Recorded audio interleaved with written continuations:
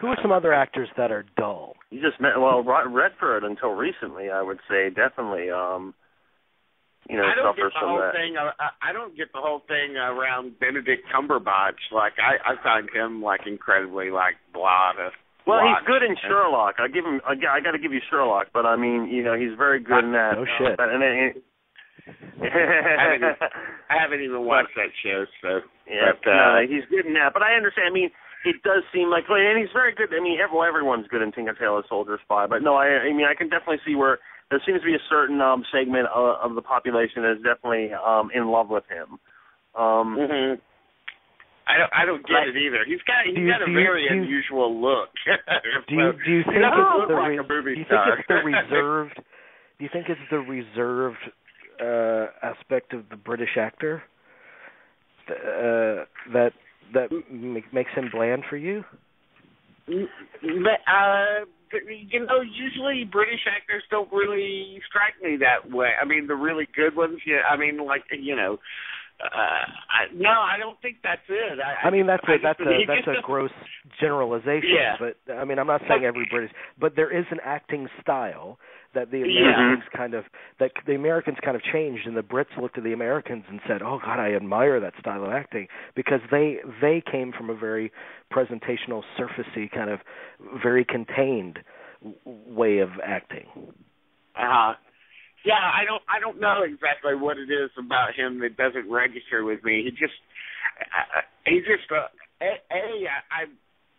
I don't find his look appealing. I find it like I'm wondering like why he's been anointed as a movie star when I think he has the looks of like a character actor or something to me, like somebody like the British Steve Buscemi. Yeah, like somebody who should be just doing supporting roles all the time. So it's weird that they're trying to shed him into, movie star quality. But just generally, he just doesn't register to me, like in any way, shape, or form. And Fifth Estate, which is, as far as I've seen, at least in the movies, was the first time that he was like been put in the lead of the film. That was just a debacle. Like from beginning to end. That's a troubling film, just for a number of reasons. I mean that's just a troubling film. I mean, I don't know. A lot of us don't know a lot about Julian Assange, so it's already right there. You're basing this performance on a lot of different sources and everything, and I think the problem with that movie, if you watched it, is are you to believe that all this stems, the scene where he goes to, I guess it would be Daniel Bruhl's home, and he's, he throws this hissy fit. Are we to believe that the root of all the Julian Assange problems, everything, because he did not have this great middle-class existence, this middle-class family life? That's what you walk away, I think, from the film. Like I said, it's a very troubling movie that I think it was kind of premature to make because we just don't know that much about him. We don't have a full. I mean, I would have waited later in life to make this after we had a better sketch of who Julian Assange, is or was. So that's part of the problem with that film. You're tackling very, very recent events, and it doesn't work. I don't know. Benedict Cumberbatch is the first actor I go after for this. Also, it's kind of dull sitting there watching people at a computer for a long time. They said that goes back to Hackers with Angelina Jolie. That was, that goes back to that, or even what was the other one, The Net with Sandra Bullock or whatever. That was, that goes back a good 20 years since we've been making these kind of films. But it just it's a very valid criticism. It's a very valid criticism. It's not a very exciting way to make a movie. There is a better way to do this. That was the big bomb last year, wasn't it? I read somewhere that was Yeah, that was a rough movie to get through. I mean, I used to think, that I've had like a long time ago, I used to think Ed Harris was really dull, but when he started getting into better supporting roles, like post Apollo 13, he got a lot better and a lot more interesting. So, and then I used to think also that Ben Affleck was pretty dull to watch, and that, to me, that's kind of still he's improved, but it's still kind of on that same thing, on that same level. I mean, he's definitely the least interesting actor in Argo. Shia LaBeouf, of course, everybody knows I don't like him. But I find him incredibly dull to watch. You're just so full of hate, Dean. Hatred of Shia is just. But no, I mean, those are the ones that stick out. You've been tempted by the dark side of the Force, Dean. You could say the same thing about James Franco before Pineapple Express. You realize that you could use all the same things. There's not a lot that stands out for him, and he would probably be the first to admit it. He made these films like Fly Boys and Tristan and Isolde, and what was the other one? Annapolis. All these big budget disasters that were just god awful, and he'll be the first to tell you. Then Pineapple Express comes along, and that's like the major game changer for him. There's something actually he can do comedy and actually do it very well. For me, with James Franco, he got a lot of goodwill from me just from Freaks and Geeks. So yeah, but that all dissipated after that. A couple of decades. Yeah, I mean that was very good, and then it dissipated. It didn't translate on screen for a couple of years, and then it finally Pineapple. He did Pineapple Express and Milk, and I think things changed for him. But now the reason I bring up James Franco is because he had that op-ed in the New York Times on Thursday, I guess defending Shia in many ways. He could be our Brando, which I don't know about that. I don't think so, but yeah. But I listen. My opinions change. I do think that like I said, with Ed Harris, I found him dull. So, but my opinion changed on him. So, well, this is a list from whatculture.com of the 10 most consistently boring actors in Hollywood. So let's see if we concur with any of their choices. Their number 10 is Harrison Ford. Well, yes, he's gotten very dull. I mean, remember when Harrison Ford, his inclusion in the film was oh, wow, now it's zero. The last couple of years, I would almost say the last decade, sadly, that's true. I mean, it kind of started with Hollywood Homicide, I think. Well, and it kind of reflects who he is in person, too. Because he is except when he's on Letterman. For some reason, Letterman, maybe it's that Midwestern thing. Yeah. Letterman brings out the best of him, but, he's the most boring interview. Either that or Calamity Jones. So there is no fire in him that I see very regularly, but when he uses his drollness in a certain way, it can be funny. I thought he was very funny in Morning Glory. Yeah, he was. Exactly because he was that droll guy, That was his best role in a long time, I think. Yeah. Number 9 is the one that you chose, Dean, Ben Affleck, for them. Number 8, interesting, Scarlett Johansson. Oh, I disagree with that now. I mean, she doesn't always have the most. She doesn't always do the most interesting roles, but I think she's definitely improving. And I mean, she's got Under the Skin coming out, and that doesn't look boring at all. No, that should be very interesting. That's a good book. It's a great book, and the part that she's playing is very good. The first thing I remember watching Scarlett Johansson, the work that I knew was Ghost World.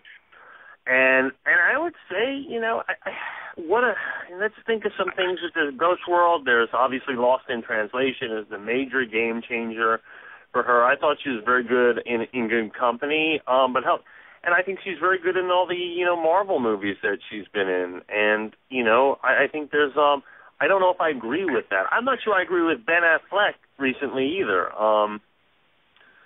I disagree with that one as well, although that's an easy target. Well, Nicolas Cage is their number 7. I don't know, because there's always a promise with Nicolas Cage that he'll come out with something really good and interesting. I agree, and plus it's all, even when he's like in sort of train wreck mode, it's an interesting train wreck. Like even something like Wicker Man or something like that. Well, not Wicker Man. I was thinking of Knowing, which is horrible, but still it's interesting. You are fixated on it. But look, I think the last thing that he was. I mean, some people will say The Weatherman. I'll go with Lord of War. Was the last thing I thought he was really good in. Not me. I like that Bad Lieutenant movie that he did. Bad Lieutenant. No, forget tremendous in that. No, Bad Lieutenant takes the cake. I mean, that was very good. But what has he done since Bad Lieutenant, though? Because that's several years ago. I mean. Yeah, it's been a dry spell. Although he does have the David Gordon Green movie coming out, Joe. That will be. I'm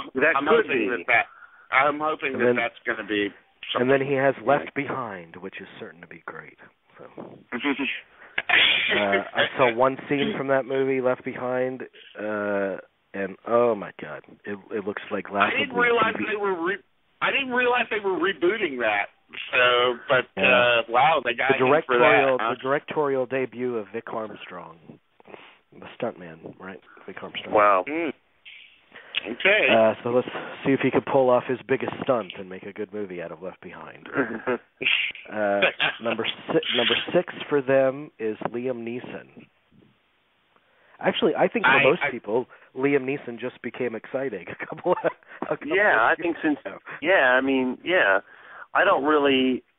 I disagree with that. I mean, like for me, I kind of agree with it. I see him kind of as somebody who's playing kind of the same thing over and over again a little bit. So he doesn't really seem to be stretching a whole lot. And I mean, I liked The Gray, but I thought that really his supporting performers were better than he was in the film. I thought they were more lively than he was, but that was just a very good movie just in general, though. But that's the only thing I can think of like that has really stuck out for me. I mean, I'm not into his action movies or anything like that, so he just doesn't seem to be doing anything very different. Well, I beg to differ. I think he's actually, in these, not the sequel to Taken I could live without. That was just very dull. But I thought Taken, I thought the one Unknown was actually a lot of fun. I actually thought even though at the end of the day it's not a great movie, I thought it looked like they were having the time of their lives on the A-Team. And I'm trying to think, name me some other movies that Liam Neeson has been in, though. Well, see, you can't name them. No, I can't name them just because I don't. No, that has nothing to do with it. Look, I liked Argo a lot, but I had no idea. I forgot it won Best Picture last year, okay? I couldn't remember for the life of me what it was. So, I mean, is there any, I'm trying to think. Well, the Batman stuff and the Clash of the Titans stuff. And, Oh, well, yeah, well, then, he's okay. He's okay in that first Batman and everything, but, I mean... No, he's very good in Batman, actually. His face seems to be frozen. his face is kind of frozen in that look. He never seems to change his expression very much or anything. All of these actors that you're mentioning here, with the exception of Johansson, have like a very small, set of skills to choose from. Well, that's very interesting. They kind of end up using the same facial expressions and the same reactions in every single movie. So okay, let's move on. Number 5. Thank you. Number 5, I kind of agree with, and that's Sam Worthington. Yeah, I mean, he just, he's just not going. He doesn't register. I mean, there's nothing that registers with him, I don't think. He's kind of part of that whole. First to tell you. He's kind of part of that whole, band of new quote unquote stars. Like, who's that guy that plays Thor? That guy and Chris Pine and all those guys that really just, they're trying to make them into movie stars. They're trying as hard as they possibly can, and I'm not sure it's going to take. Their number 4, this is probably true, is Bruce Willis. Yeah, I mean, definitely now. Well, with the last Die Hard movie, definitely, which was hard. It was painful to watch. But I would have for Looper and Moonrise Kingdom, I would say he definitely goes against the grain in both of those movies. He's very good in both of them, but I would say with some of those other choices. I think there's something about him that, because people are still giving him the opportunity to do so, there's something about him that's still clinging on to the 80s action hero. When I think he probably knows in the back of his mind, I'm really reaching supporting character age. Like, that's where I have the most opportunity to shine at this point. Well, remember, we could have had the same conversation 20 years ago with Pulp Fiction, 12 Monkeys, and Nobody's Fool, and everyone was saying how great he was in those movies after making a string of horrible action movies proceeding up to Pulp Fiction, with the exception maybe of The Last Boy Scout, but he made Hudson Hawk, and he never, Hudson Hawk took a long time to wipe the I just think the Paycheck movie will win out every time over a good supporting turn. Like, as long as they keep offering him, I think so. They keep offering him Die Hard 6 and Striking Distance 2 or whatever, he's going to take that over something much richer, which is a shame, because I think he's capable. Made any money? He's obviously. I mean, if you remember something like Norman Jewison's In Country, which he's phenomenal in as well. Yeah. And also, like Moonrise Kingdom, obviously, I was always upset he never got any sort of nomination for Moonrise Kingdom, because I thought he was absolutely wonderful in that. And, it was really... But then he makes, that last Die Hard movie is really embarrassing. I mean, embarrassingly It's terrible. And they're going back to the well. They're going back to another one. And this time it's like, I don't know, it's another relative. I don't really? My second cousin is in trouble. My second cousin in Nigeria is in trouble. Yes. My cousin twice removed on my mother's grandfather's side is... okay, their number 3 is who you mentioned, Jerry, James Franco. Their number 2, look, this girl gets a really bad rap, but I like her. And even if I don't like every performance she gives or every movie she does, I like the fact that she tries to do different things.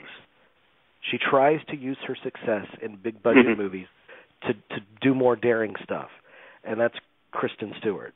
And she is blasted a lot. But she went and she tried to play Joan Jett.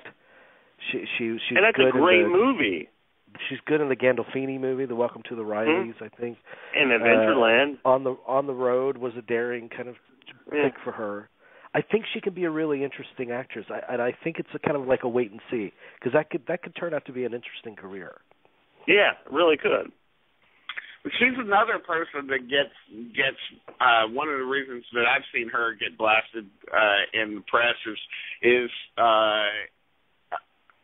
and I haven't really noticed this in her performances, but she's another person that gets criticized for having sort of the same facial expression all of the time. Yeah. Mm-hmm. And so that's I have to be honest. I haven't seen a lot of the films. I haven't seen On the Road or a lot of her films. But I think she's going to do some. I think she's going to do some promising stuff. Adventureland. I'd have to give her that. I mean, she's great in that. Oh yeah, that's right. She was in that. So yeah. Mm-hmm. Their number one pick in the WhatCulture.com poll of the 10 most consistently boring actors is Vin Diesel. Yeah, I mean, I've only seen one performance of his that I thought was any good, and that was in Find Me Guilty. Right? Yeah, Find Me Guilty is the one, the standout. I mean, that's the only performance of his I've really seen him do anything different. But he was superb in that movie. Now he's great in that movie. Yeah, that's a very underrated film, I think. But that's not to say. That's not to say that but he is entertaining though. In like I'm not a big fan of the Riddick. He seems to love his character in Riddick. I'm not a fan of those movies, but I think he's fine. He's entertaining in all the Fast and Furious movies. I have no beef with him in those. But as far as I guess something that is Find Me Guilty is the only one that really stands out. I think he might be stuck in franchise hell. I mean, he's not doing what we just said Kristen Stewart is doing, and using the popularity of a franchise to do more interesting things. But I think he'd be well served to do that. Mm-hmm. Yeah, I agree. But that's a pretty good list. That's a general air list, I think. Not a boring list. No.